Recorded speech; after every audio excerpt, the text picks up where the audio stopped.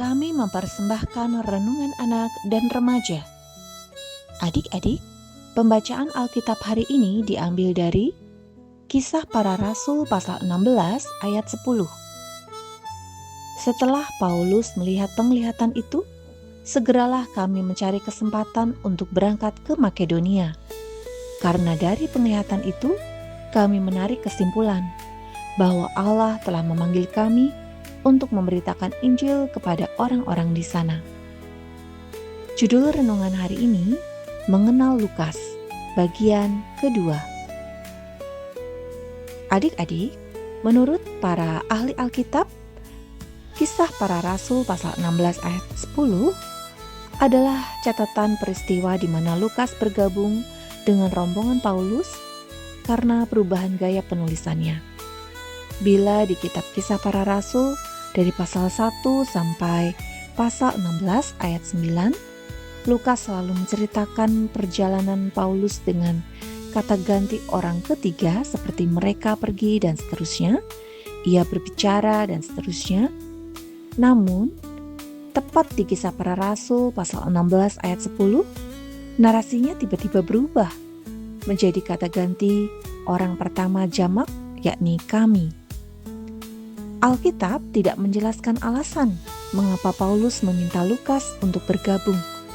Namun, dengan menggabungkan teks Alkitab dan latar belakang sejarah abad pertama, para sejarawan dan teolog menyimpulkan 3 alasan utama mengapa Paulus mengajak Lukas. Yang pertama, masalah kesehatan Paulus. Lukas sebagai dokter pribadi. Alasan yang paling kuat dan diterima secara luas adalah karena kondisi fisik Paulus yang buruk. Yang pertama, Paulus menderita penyakit. Ini terdapat dalam surat Galatia pasal 4 ayat 13-14. Paulus menyebutkan bahwa ia mengabarkan Injil dalam kondisi kelemahan tubuh.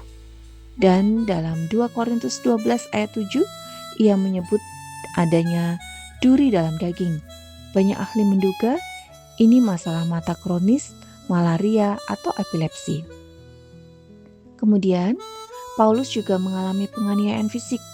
Sebelum tiba di Troas, tempat ia bertemu Lukas, Paulus telah berkali-kali dipukuli, dilempari batu, dan disiksa secara fisik. Kehadiran Lukas yang secara eksplisit disebut oleh Paulus sebagai tabib atau dokter yang kekasih, yakni dalam Lukas pasal 4 ayat 14, sangat penting untuk merawat dan menjaga stamina Paulus agar perjalanan misi internasional yang berat itu bisa terus berlanjut. Yang kedua, penglihatan ilahi ke Makedonia, yakni panggilan misi ke Eropa. Sesaat sebelum Lukas bergabung, Paulus mendapatkan penglihatan tentang seorang pria dari Makedonia atau Eropa yang berseru, "Menyeberanglah kemari dan tolonglah kami." Kisah Para Rasul pasal 16 ayat 9.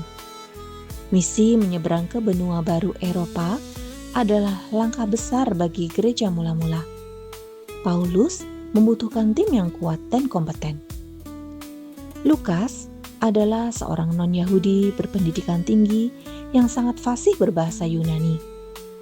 Paulus kemungkinan besar melihat Lukas sebagai rekan kerja yang sangat ideal untuk menjangkau masyarakat intelektual di Eropa atau Yunani.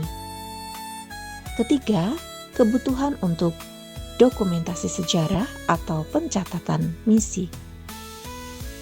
Paulus sadar bahwa apa yang sedang mereka lakukan adalah sebuah gerakan sejarah yang akan mengubah dunia.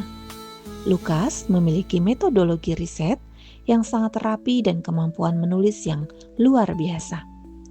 Paulus membutuhkan seseorang yang tidak hanya ikut melayani, tetapi juga mampu mencatat rincian khotbah, mukjizat, pendirian jemaat, hingga pembelaan hukum Paulus di hadapan para pejabat Romawi.